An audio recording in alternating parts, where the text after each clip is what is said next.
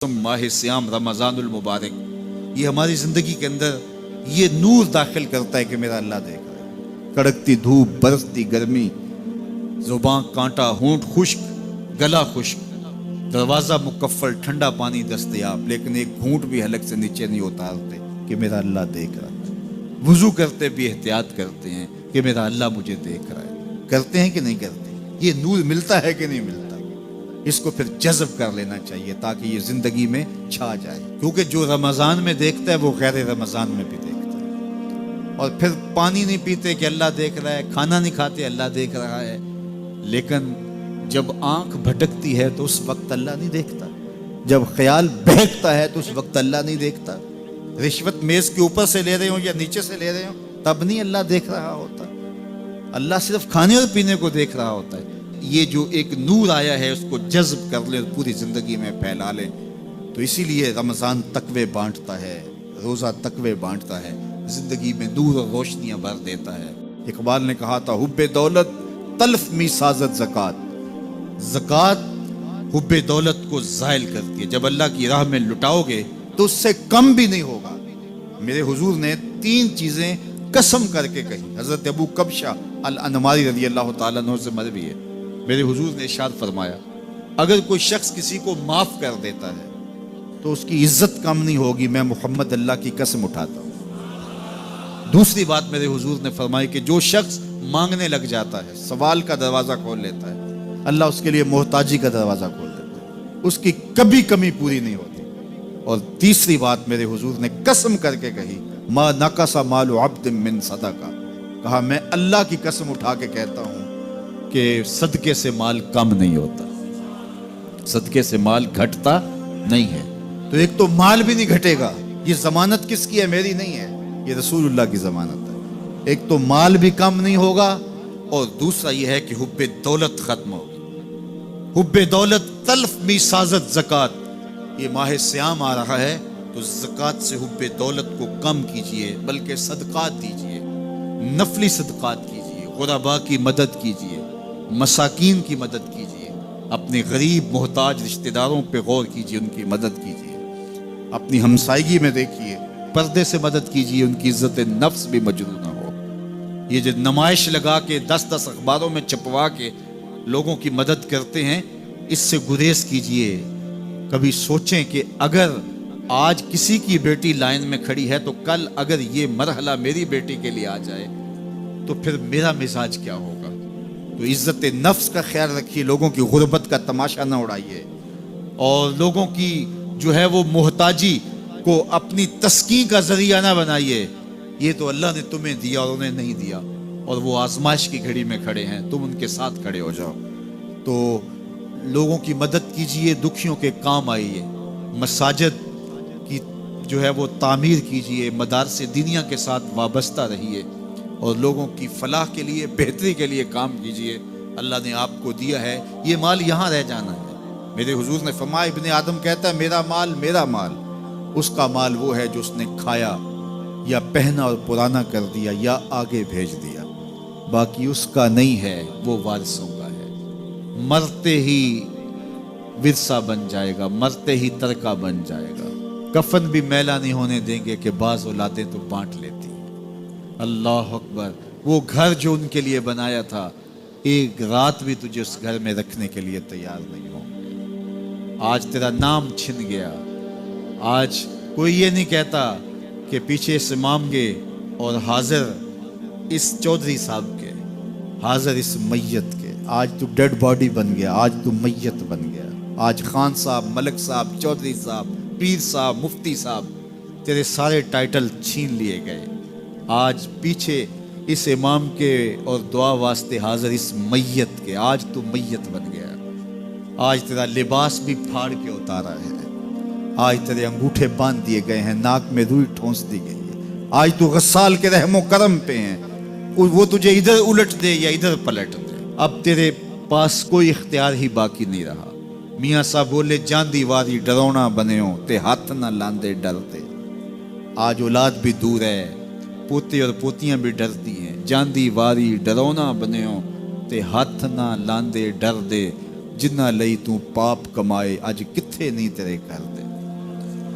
آج سارے چلے گئے، تو آج اپنے ہاتھ سے اپنی زندگی کو سنوارنے کے عمل کی طرف بڑھیں اور راہ خدا میں خرچ کریں، دکھیوں، مجبوروں اور لاچاروں کے کام آئیں۔ اللہ آپ کی مدد کرے گا اور حب دنیا کم ہوگی۔ اللہ تعالیٰ جل شانہ نے سورہ عادیات میں پہلی 5 آیات میں قسمیں کی، پھر 3 آیات میں جو ہے وہ حضرت انسان کی وہ کمیاں، کوتاہیاں جن کی بنیاد پر باقی گناہ سرزد ہوتے ہیں ان کو بیان کیا، اور اس کے بعد پھر علاج بھی قرآن نے بتایا، اور کس قدر اس کو چوٹ لگائی۔ افلا یعلم اذا بعثر ما فی القبور وحصل ما فی الصدور ان ربهم بهم یومئذ لخبیر۔ افلا یعلم اذا بعثر ما فی القبور، اے اکڑ کے چلنے والے، اے ناشکر انسان، اے دولت کے پجاری، وہ وقت یاد کر جب تو قبر سے اٹھایا جائے گا۔ اس وقت کفن بھی چھین لیا جائے گا۔ اب سب کو چھین لیا گیا، دولت، بینک بیلنس، تیری جائیدادیں، پلازے، گاڑیاں، گھر، کوٹھیاں، بنگلے، سب کچھ یہیں رہ گیا، صرف ایک چادر کفن کے لے کے جا رہا ہے۔ لیکن جب قبر سے اٹھایا جائے گا، یہ کفن کی چادر بھی رہ جائے گی، برہنہ اٹھایا جائے گا۔ اللہ اکبر! نہ پاؤں میں جوتے، نہ سر پہ پگڑی، نہ بدن پہ کپڑا، برہنہ اٹھایا جائے گا۔ سیدہ عائشہ رضی اللہ تعالیٰ عنہ نے سنا تو کانپنے لگی، عرض کی حضور قبر سے برہنہ اٹھائے جائیں گے تو ایک دوسرے سے حیا نہیں آئے گی؟ فرمایا عائشہ معاملہ اس سے بھی آگے ہے، کسی کو ہوش ہوگی تو حیا آئے گی، ہوش اڑے ہوئے ہوں گے، خوف قیامت طاری ہوگا، قبروں سے یوں لوگ اٹھائے جائیں گے۔ افلا یعلم اذا بعثر ما فی القبور، اب بوسرا کا جو مفہوم ہے، جو ترجمہ اور معنی ہے وہ تو رہے، بوسرا کا جو صوتی آہنگ ہے، جب بولتے ہوئے ایک جھٹکا لگتا ہے تو قبروں سے اٹھتے ہوئے لوگوں کی کیفیت معلوم کرنے کے لیے بوسرا کا صوتی آہنگ ہی کافی ہے۔ افلا یعلم اذا بعثر ما فی القبور وحصل ما فی الصدور، حصل کے اوپر جو تشدید ہے، یہ معنی کو کتنی خوبصورتی کے ساتھ ایک مجسم پیکر میں سامنے لا رہی ہے۔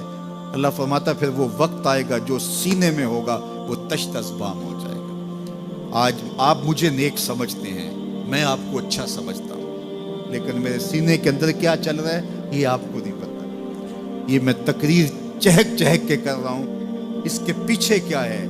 میں آپ کے دل اپنی جانب موڑنا چاہتا ہوں، آپ کی جیبیں خالی کرنا چاہتا ہوں، یا میں آپ کے سامنے پاک اور ستھرا اور بڑا جو ہے وہ نیکوکار بننا چاہتا ہوں، یا میرا مقصد رضائے الہی ہے؟ یہ مجھے پتہ ہے، آپ کو نہیں پتہ۔ آپ کہاں ہیں، کہاں کھڑے ہیں، میں آپ کو اچھا سمجھتا ہوں، لیکن آپ کو پتہ ہے کہ ہم کہاں کھڑے ہیں۔ لیکن قیامت کے دن یہ ساری چیزیں سامنے آ جائیں گی۔ وَحُصِّلَ مَا فِي الصُّدُورِ، اور سورہ الطارق میں فرمایا یوم تبلی السرائر فما لہ من قوت ولا ناصر، اس دن سارے راز کھول دیے جائیں گے اور کوئی طاقت نہیں ہوگی جو ان رازوں کو کھلنے سے روک سکے گا۔ آج طاقتور کی بات نہیں کھلتی اور کمزور کی بات اچھال دی جاتی ہے، لیکن وہ وقت آنے والا ہے یوم تبلی السرائر فما لہ من قوت ولا ناصر، نہ زور کے بل پہ، نہ زر کے بل پہ، نہ کسی اور بل پہ کسی کام کو روکا جا سکے گا، ہر شے تشت ازبام ہو جائے گی۔ وہ کتنا سخت دن ہوگا۔ اے داور حشر میرا نامہ اعمال نہ پوچھ، اس میں کئی پردہ نشینوں کے بھی نام آتے ہیں، تو وہ کتنا سخت دن ہوگا۔ وَحُصِّلَ مَا فِي الصُّدُورِ إِنَّ رَبَّهُمْ بِهِمْ يَوْمَئِذٍ لَخَبِيرٌ، بے شک ان کا رب اس دن ان سے خوب باخبر ہوگا۔ وہ آج بھی باخبر ہے، لیکن آج کئیوں کو یقین نہیں کہ وہ باخبر ہے، لیکن اس دن سب کو یقین ہو جائے گا کہ میرا رب اس سے باخبر ہے۔